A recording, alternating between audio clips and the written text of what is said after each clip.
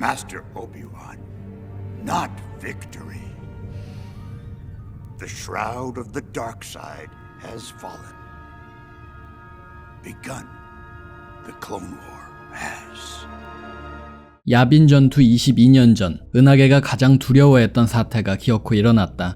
공화국과 제다이 기사단의 부패를 주장하며 은하공화국에서 탈퇴한 행성들이 행성 세레노의 두쿠 백작의 깃발 아래 모여 독립행성계 연합이란 정부를 조직한 것이었다.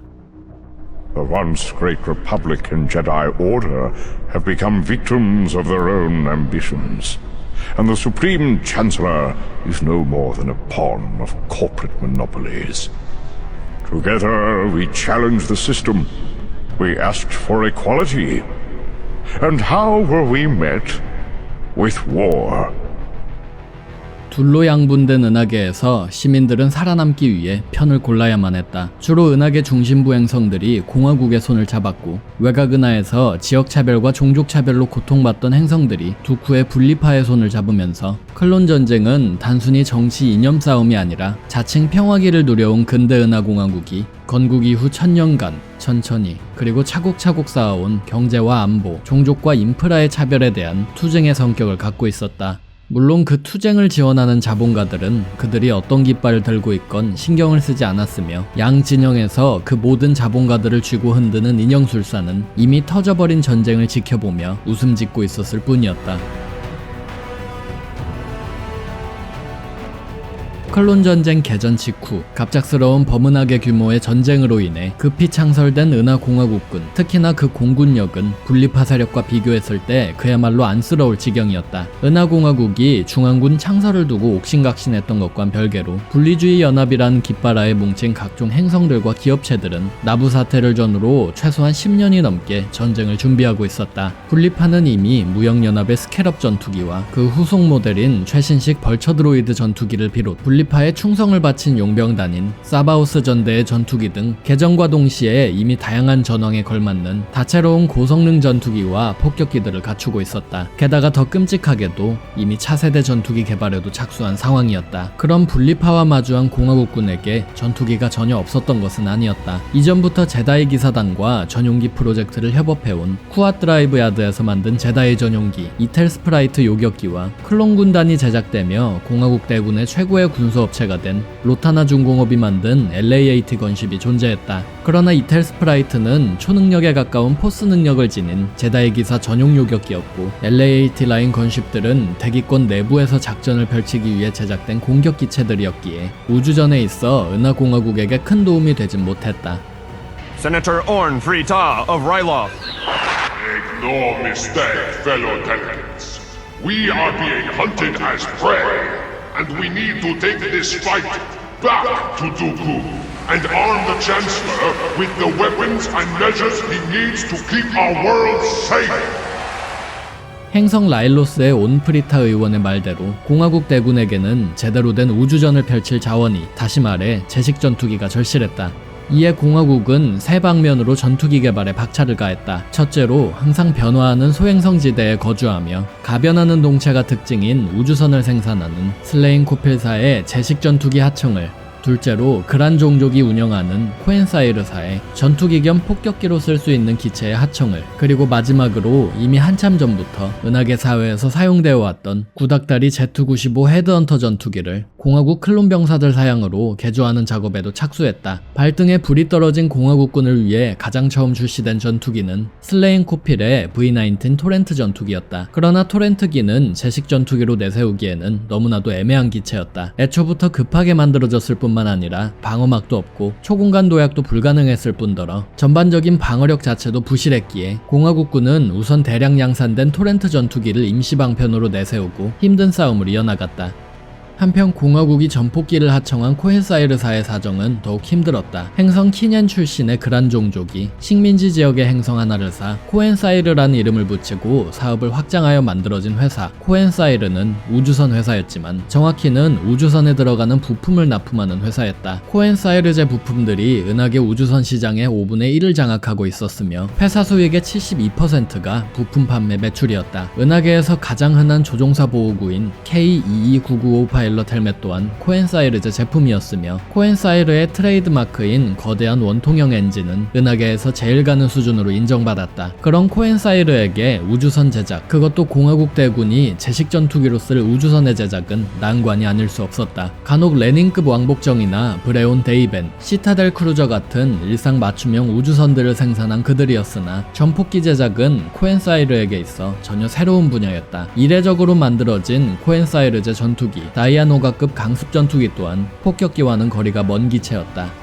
이에 코엔사이르 연구부서는 중부 은하에 위치한 보르머스 행성 인근에 시험장을 만들어 코드네임 Y윙 프로젝트라는 공화국 제식 폭격기 제작 프로젝트를 시작했다. 코엔사이르의 폭격기 디자인은 자사의 다른 기체들과 별반 다를 바 없는 모양이었다. 조종사 1명과 부사수 1명, 아스트로맥 드로이드 하나가 탑재되는 조종석 뒤로 코엔사이르 특유의 거대한 원통형 엔진 2개가 달려있는 모습으로 그 모습이 마치 하이갤럭틱 문자의 Y와 닮았다고 하여 정작 날개라고 할 것은 달려있지 않았으나 Y윙이라는 별명을 갖게 되었다. 그렇게 Y윙 프로젝트가 한창인 당시 은하계 사회에 전쟁 개전 이래 가장 충격적인 사건이 벌어졌다. 바로 멀레벌런스함 사태가 발생한 것이었다. We interrupt this program with a breaking news alert. Good evening. This is Altana Anya at the Coruscant News Desk. Representatives from the Republic Starfleet are making a statement regarding what appears to be the latest separatist superweapon strike. We take you now to that holofeed already in progress. In the food system. We are still analyzing the data from the attack, but we can confirm that General Ares Noon's task force did encounter enemy forces on patrol. 2개의 메가이온포를 탑재한 4.8km짜리 분리파 괴물전함 멀레벌런스함이 식민지 지역 인근에서 도령 공화국을 압박하기 시작했다. 외곽은하 파만트 행성 조선소에서 건조된 멀레벌런스함은 잇따른 공세작전을 통해 공화국령 식민지 지역까지 파죽지세로 치고 들어왔고 총 10차례가 넘는 공격을 받았음에도 함선의 최종 목적지나 무기의 기본적인 정보조차 알지 못했던 은하공화국은 각 지역의 방어태세를 강화하는 식으로 수동적인 대응을 할 수밖에 없었다. Mysterious superweapon, wielded by General Grievous and his droid forces, has wiped out another Republic task force in the colonies region, leaving no survivors. 이에 공화국 대군은 제다이 장군 플로쿤 휘하의 제4함대를 움직여 내곽 은하와 식민지 지역 방어를 강화했으나 상황은 오히려 파국으로 치닫기 시작했다. 훈 장군의 명령을 받아 푸 행성계를 순찰하던 제다이 마스터 아레스 눈, 클론 사령관 카이트의 공화국 기동함대가 전멸한 것이었다. In this case, we were able to recover a partial extract from the lead ship's mission recorder. Red alert! Full countermeasure suite. Rotate away from enemy vessel. You mean IFF read? The Malevolence? Target Malevolence for... Ion pulse! Our shields are down. System failure cascade. Commander Kite, all hands to escape pods. Abandon ship! Abandon ship! Abandon ship! The Supreme Chancellor... The Supreme Chancellor and his advisory committee have committed more vessels to advanced scouting duty, with General Plo Koon leading the Triumphant on patrol near the area where Noon's task force was last spotted. Briefings will resume once we have cleared and declassified information to share. That is all.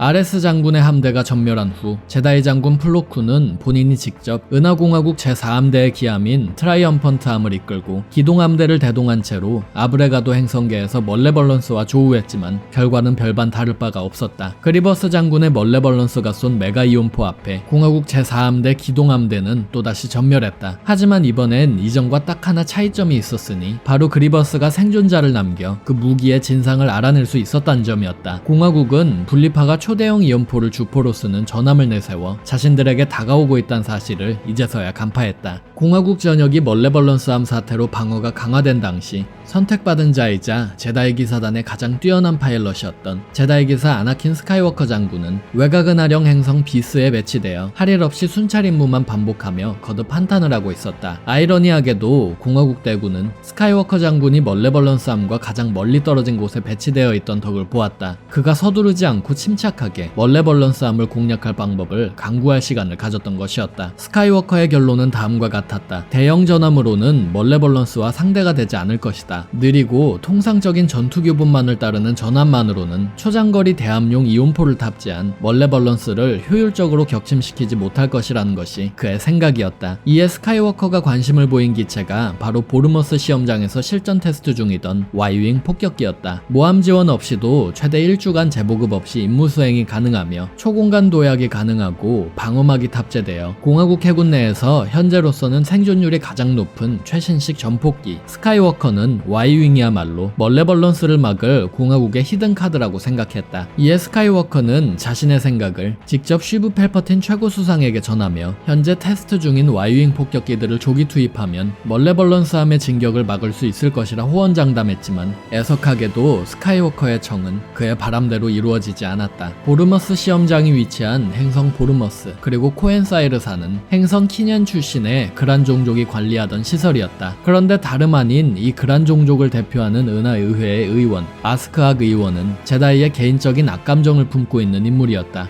나부 사태 이후 그란 종족을 대표하던 악스모의 의원이 분리파의 사주를 받은 것으로 추정되는 암살자에게 죽임당하자 그의 후임자로 은하의회의 의원으로 취임한 아스크악은 전임자의 죽음에 대한 한을 M1 제다이 기사단에 풀며 비협조적인 행동을 이어나가고 있었다. 따라서 스카이워커가 조기에 Y윙을 투입하자는 청을 했을 때 그는 펠퍼틴 곁에서 풋내기 제다이 장군을 비웃으며 아직은 Y윙의 투입이 시기상조라며 만류했다. 하지만 그란족 의원에겐 안타깝게도 아나킨 스카이워커 장군은 일이 자기 마음대로 풀려야 적성이 풀리는 사람이었다. 아스크 의원에게 공식적으로 Y윙 조기 투입을 거절당한 지 얼마 지나지 않아 비스 함대에 주둔 중이던 스카이워커 장군은 무작정 자신 휘하의 클론 비행대인 그림자 비행대 대원들을 이끌고 보르머스 행성으로 쳐들어가 테스트 중이던 첫 번째 Y윙 편대를 마음대로 징발하고는 곧바로 멀레벌런스 타격 작전에 쓸 자원으로 편성했다. 평소였더라면 노발대발했을 의회도 이번만큼은 스카이워커의 막무가내 전법을 저지하지 못했다. 그가 Y윙을 탈취하는 사이에 또 다른 공화국 함대가 멀레벌런스함에 전멸되었고 이로써 그리버스의 이동 패턴이 파악되면서 그의 다음 목표가 중부은하에 위치한 공화국대군 우주 야전병원 정거장이란 사실이 알려져 전군의 비상사태가 선포된 것이었다.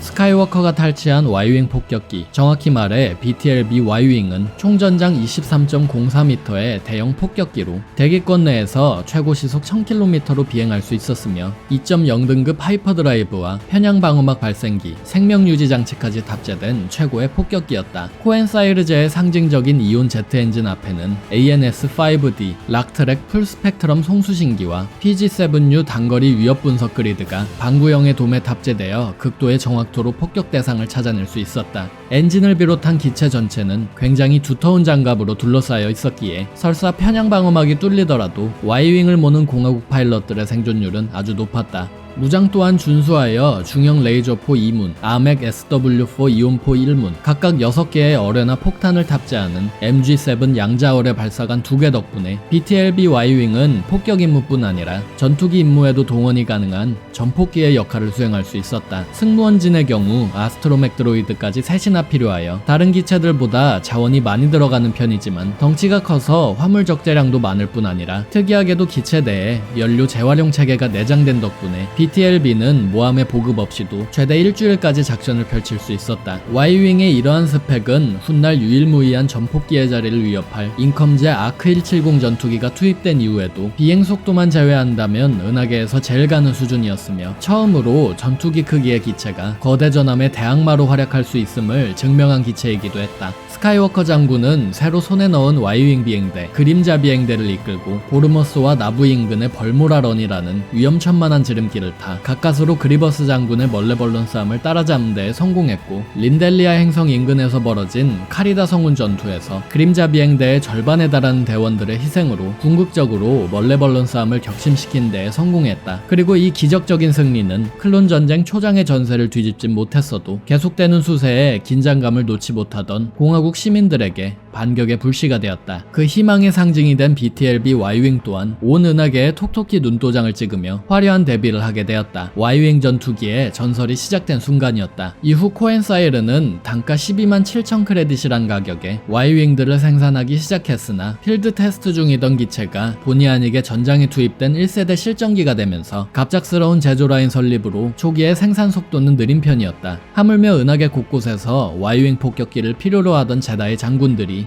Y윙들의 생산이 끝나자마자 가져가는 바람에 대량 생산까지 거듭 난항을 겪었다. 스카이워커 장군의 제다의 기사단 입단 이전부터 에이스 파일럿이란 수식어를 달고 다니던 제다의 장군 플로쿤과 세이시틴이 고리 전투에 사용하기 위해 두 개의 BTLB Y윙 편대를 동원, 헌터 비행대를 꾸린 것이 그 예시였다. 이후 코엔사이르의 제조 라인은 정상 가동되며 은하계 각지의 공화국 함대에 Y윙 폭격기들이 보급되기 시작했다. 덕분에 행성 라일로스에서는 분리파 봉쇄선이 돌파되었고 전략적 요충지인 행성 카미노는 궤도 폭격을 면했으며 썰루스트 인근에서는 공화국군이 벤트리스가 이끄는 분리파 함대를 상대로 우주전에서 승전했다. 기체에 탑재된 강력한 탐지 체계가 심우주용으로 제작된 탓에 BTLB는 우주전이 아닌 지상전에 육군을 보조하고자 투입될 때 간혹 폭격 체계에 작은 시스템 결함을 보이기도 했으나 이 같은 결함은 기본적으로 최상급의 폭격 체계를 갖춘 Y윙에게 아주 심각한 수준은 아니었기에 공화국군은 우주뿐 아니라 행성 대기권 내부에서도 BTLB를 폭격기로 정상 운용할 수 있었다. 또한 다양한 폭발물들을 기체에 실을 수 있는 구조였기에 대형 EMP 폭탄과 같은 실험용 폭탄들도 Y윙을 테스트베드로 하여 실전 테스트에서 사용되기도 했다. 듬직함 그리고 강력한 한방, 그것이 BTLB를 수식하는 표현이었다. 전폭기라 불리며 실제로 전투기 임무에도 투입이 가능한 BTLB였으나 폭격 임무에서의 성과에 비해 전투기끼리의 도그 파이팅에 있어 BTLB의 성능은 그리 준수하지 못했다. 당대 우주를 주름잡던 다른 전투기들보다 기본적인 속도와 기동성이 뒤처졌을 뿐더러 거대한 동체가 손쉽게 적에게 노출되는 구조였기에 제 아무리 후방사수가 포탑으로 기체를 엄호한다 하더라도 둔중한 BTLB로 도그 파이팅까지 하기에는 무리가 있었다. 더군다나 BTLB가 공화국 해군에 보급된 이후로 클론 파일럿 사양의 Z-95 헤드헌터 전투기들의 개조가 끝이 났고 인컴과 서브프로에서는 BTLB의 자리를 위협할 아크 170 전투기를 개발하고 있었기에